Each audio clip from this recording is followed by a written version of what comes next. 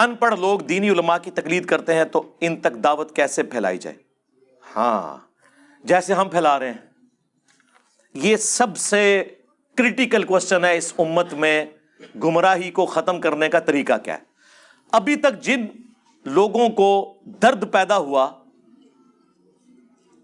جن کے دل دکھی ہوئے کہ لوگوں نے رسول اللہ کا راستہ چھوڑ کر اپنے بابوں کو بزرگ مان لیا ہے، انہوں نے اپنے طریقے سے کوشش کی کہ لوگوں کو توحید پر لایا جائے، قرآن و سنت کے حوالے پیش کیے جائیں، لیکن بیچارے ناکام رہے. کیوں؟ اس کی وجہ یہ تھی کہ جن لوگوں کو یہ حوالے پیش کر رہے تھے وہ تو قرآن و سنت کو مانتے ہی نہیں ہیں،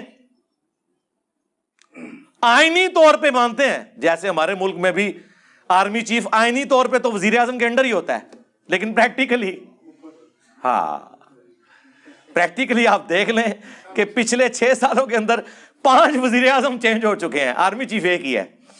ٹھیک ہے، پریکٹیکلی یہ ہوتا ہے. اس طریقے سے پریکٹیکلی یہ ہوتا ہے کہ یہ لوگ صرف بات کرتے ہیں کہ ہم قرآن و سنت کو مانتے ہیں، باقی یہ اپنے بابوں کو مانتے ہیں. تو اس کا حل یہ نہیں کہ انہیں قرآن و سنت پیش کر کے تو قرآن و سنت کی توہین کروائی جائے ان کے ہاتھوں، بلکہ اس کا حل یہ ہے کہ ان کی نظروں میں وہ بابے بے عزت کر دیے جائیں جن کی وجہ سے یہ قرآن و سنت کا انکار کرتے ہیں، یہ کہہ کے او جی یہ کل کا چھوکرا علی، اس کو بات کہاں سے سمجھ آ گئی، ہمارے احمد صاحب بریلوی صاحب کو یہ بات نہیں پتا تھی، ہمارے اشرف علی تھانوی صاحب کو یہ بات نہیں پتا تھی. تو پھر آپ انہیں کہیں رکو ذرا، صبر کرو. اگر یہی بات تھی تو اشرف علی تھانوی صاحب نے لا الہ الا اللہ اشرف علی تھانوی رسول اللہ اور اللہم صلی اللہ و نبینا اشرف علی کلمے کو انڈورس کیوں کیا، خواب میں بھی اور بیداری میں بھی. اور اعلیٰ حضرت نے فتاوی رضویہ کے اندر سبع سنابل کتاب کی تعریف کیوں کی جس میں چشتی رسول اللہ والا واقعہ لکھا ہوا تھا جو حشر بہشت کے اندر بھی موجود تھا. ہاں پھر لوگ سوچیں گے واقعی یار جو کلمے کے معاملے میں اتنا بڑا بلنڈر کر گئے تو باقی چیزوں میں وہ کر سکتے ہیں، پھر دماغ کی گریں ان کی کھلیں گی. یہ ہے انجینئر کی ڈاکٹرن. ہاں انجینئر کی ڈاکٹرن نے کام کیا ہے، دیکھ لیں صدیوں سے جو کام نہیں ہو سکا. جناب مجھے آج بھی یاد ہے جب ہم بابوں کو للکارتے تھے نا، 2010-11 کی بات ہے، اس وقت تو چند لوگ ویڈیوز دیکھتے تھے، تو اگر میری ویڈیو کے نیچے 100 کمنٹس ہوتے تھے تو 90 سے زیادہ مجھے گالیاں ہوتی تھی. اور آج ان بابوں کی میمز بن رہی ہیں. اور انجینئر صاحب کے اسٹوڈنٹ کہتے ہیں کہ نہیں ہاتھ ہولا رکھا جائے، کام چپ کے رکھو. اور یہ وہ لوگ ہیں جو کل تک ہمیں سمجھاتے تھے کہ جناب نہ بابے نو ہاتھ پاؤ. ہم آپ کو کہتے تھے بابوں کو ہاتھ ڈالے بغیر کام نہیں چلے گا. بنو امیہ کو ہاتھ ڈالے بغیر اہل بیت کا دفاع نہیں ہو سکتا. بابوں کو ہاتھ ڈالے بغیر قرآن و سنت کی توحید اور قرآن و سنت کی تعلیمات آپ امت تک نہیں پہنچا سکتے. یہ ہے جی اس کا طریقہ. اور باقی میرا آپ انٹرویو مجلس 50 دیکھ لیں، اور اس کے بعد دعوت کرنی کیسے ہے وہ مجلس 100 ایک ہی ویڈیو ریکارڈ کروا دی ہے، کوئی ہزاروں ویڈیو دیکھنے کی ضرورت نہیں. میری ایک ویڈیو بابوں کا خدا ورسز کتابوں کا خدا، آلموسٹ 5 گھنٹے کی وہ ویڈیو ہے جس میں نے 50 مثالیں دی ہیں کہ اسٹیبلش دین کیا ہے، قرآن و سنت کا دین کیا ہے، اور لاجیکلی بھی قرآن و سنت کے دلائل کی روشنی میں ایک ایک چیز کلیئر کی ہے. آپ نے اس دنیا میں کسی پہ احسان کرنا ہے نا تو اسے 2 کام کروا دیں. ایک تو اسے کہیں کہ بغیر پری ڈیٹرمنٹ رزلٹس کے بغیر قرآن ترجمے سے ایک دفعہ پڑھ لے، تفسیر کے بغیر، اور جو اس میں لکھا ہے ویسے ہی اسے قبول کرے. اور دوسرا میری مجلس 100 دیکھ لے، کتابوں کا خدا بابوں کا خدا.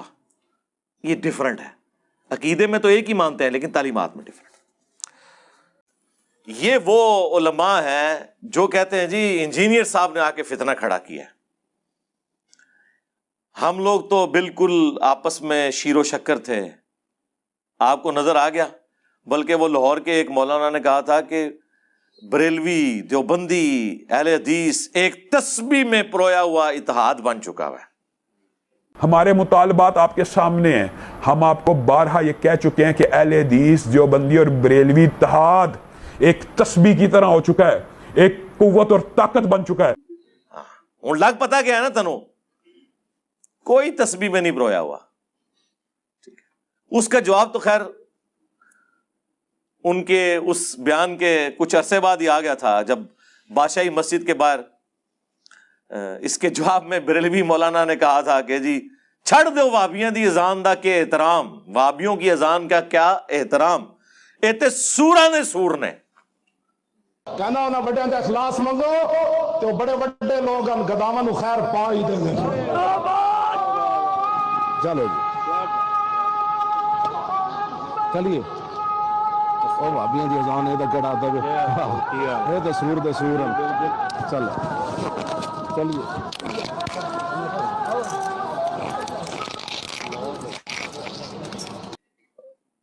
یعنی جس طرح سور نجس جانور ہے نا، اس طرح انسانوں میں سور سے بھی بڑھ کے اگر کوئی سور ہے تو یہ ہے، یا اس سے بھی آسان اگر میں تشریح کروں کہ جو سور یعنی خنزیر کی کمیونٹی ہے نا، وہ بھی جسے سور سمجھیں گے نا، ہاں وہ وہابی ہیں۔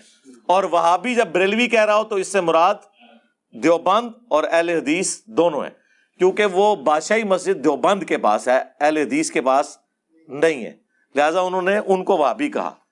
اگر وہ ان کو وہابی کہہ رہے ہیں تو جو اہل حدیث ہیں تو وہ آپ سمجھ لیں گے۔ وہ سیالکوٹ کے ایک مولانا تھے، وہ تقریر میں ان سے پوچھا گیا کہ یہ بتائیں کہ آپ کہتے ہیں دیوبندی بھی وہابی ہیں اور اہل حدیث بھی وہابی ہیں، ان دونوں میں فرق کیا ہے؟ انہوں نے کہا کہ جی ایک کتا ہے نا، یہ تو ہو گیا دیوبندی، اور اگر اس کتے کے کان بھی کاٹ دیے جائیں تو یہ وہابی ہو گئے، یعنی اہل حدیث۔ وہ وہابی دیوبندی اور یہ وہابی اہل حدیث، یہ ان کی آپس میں پیار محبت ہے، وہ آپ کو پتہ ہے۔